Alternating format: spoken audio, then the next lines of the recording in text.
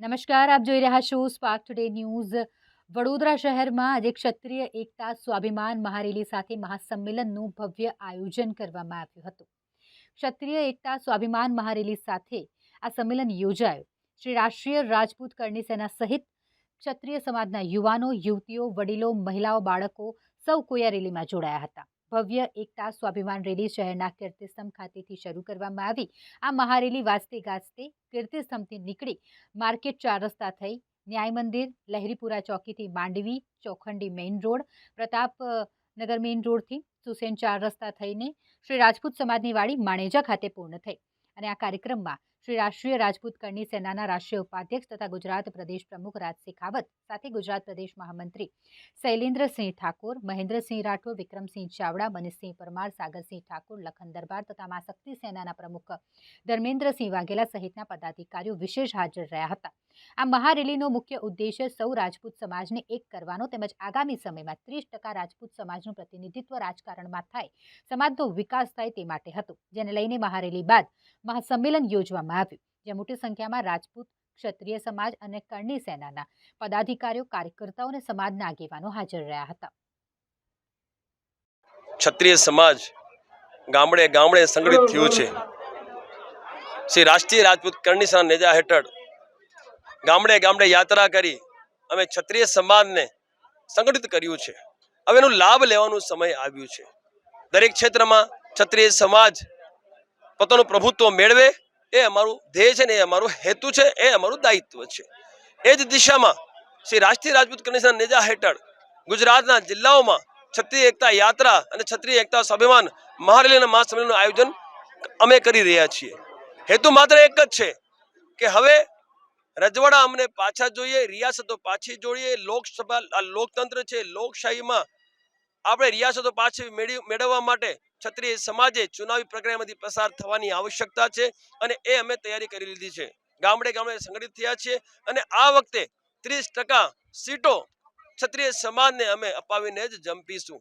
આ રાજનૈતિક પાર્ટીઓ જાતિગત સમીકરણના આધારે ટિકિટોની વહેંચણી કરતી આવી છે, તો આ વખતે ક્ષત્રિય સમાજ ગામડે ગામડે ભેગો થયો છે, એટલે જાતિગત સમીકરણ અમે પણ ગોઠવ્યું છે। એટલે જાતિગત સમીકરણ ગોઠવ્યું છે એટલે અમને પણ આ વખતે પ્રતિનિધિત્વ જોઈએ। આ રાજનૈતિક પાર્ટીઓ, રાષ્ટ્રીય રાજનૈતિક જે પાર્ટીઓ છે એ પાર્ટીઓ અમને ટિકિટો આપે, અમે એમને વિશ્વાસ અપાવીએ છીએ કે જે ટિકિટો તમે અમને આપશો અમારો સમાજ એ ઉમેદવારને જીતાડશે।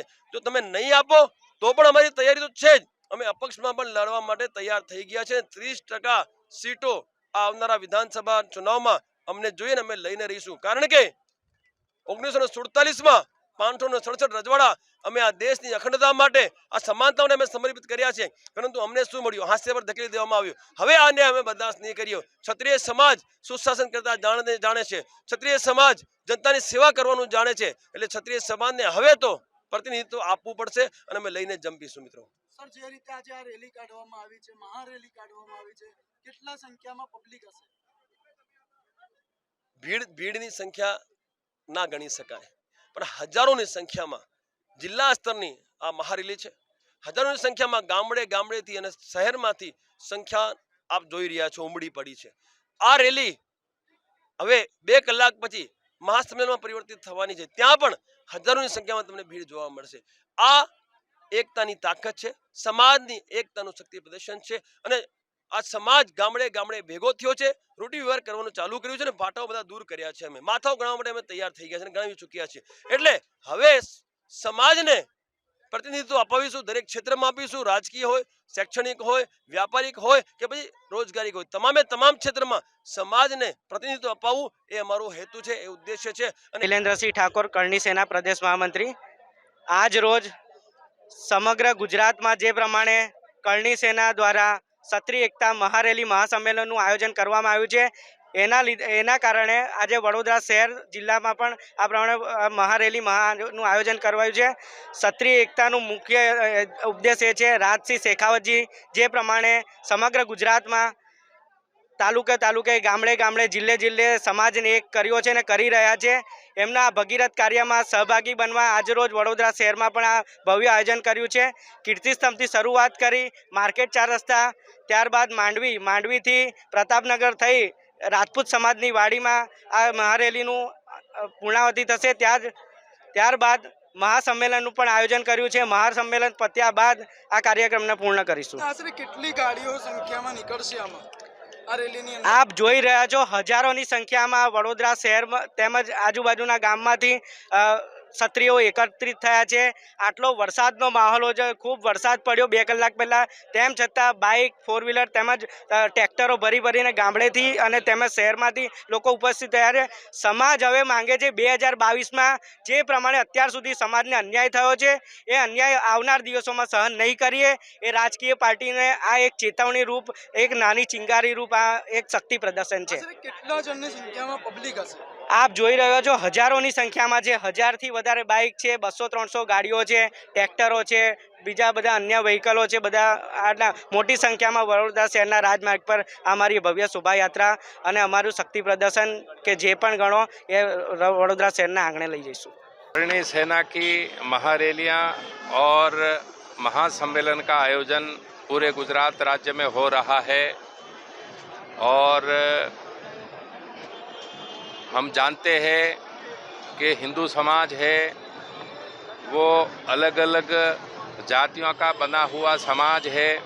हिंदू समाज में जितनी भी जातियां हैं वो संगठित हो रही है और संगठित हो के अपना अपना जो कोई हक है, अधिकार है वो तो मांगती है, लेकिन साथ में हिंदू समाज भी संगठित रहे। संगठित जातियों का बना हुआ हिंदू समाज संगठित कहा जा सकता है। तो हम भी ये जो रैलियां हैं इस रैलियां में शामिल इसलिए हो रहे हैं कि राजपूत समाज संगठित हो रहा है तो वो सिर्फ अपने लिए संगठित नहीं हो रहा है, राजपूत समाज के अलावा जितने भी हिंदू समाज की अलग अलग जातियां हैं सब जातियों को साथ में लेके ये संगठन आगे बढ़ने की कोशिश कर रहा है।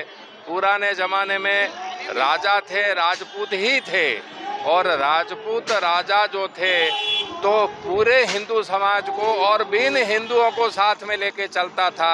तो उसी भावना के साथ करणी सेना भी राजपूतों को तो साथ में ले, लेकिन बिन राजपूत हिंदू समाज जो है, अलग अलग जातियों के जो हिंदू समाज का जो समाज है पूरा समाज को साथ में लेके चलने की कोशिश कर रहे हैं। तो इस भावना से ये रैलियां चल रही है तो ये बहुत अच्छी बात है और ऐसी तरह से हिंदू समाज की जातियां संगठित होगी तो हिंदू समाज भी संगठित होगा।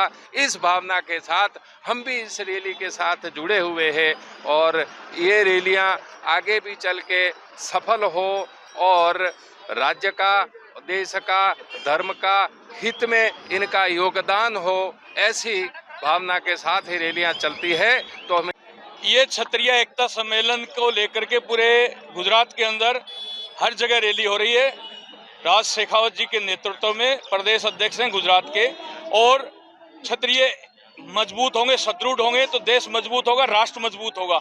उसी को लेकर के ये रैली आज आपके सामने रखी गई है। उसके बाद सभा को भी संबोधित करेंगे।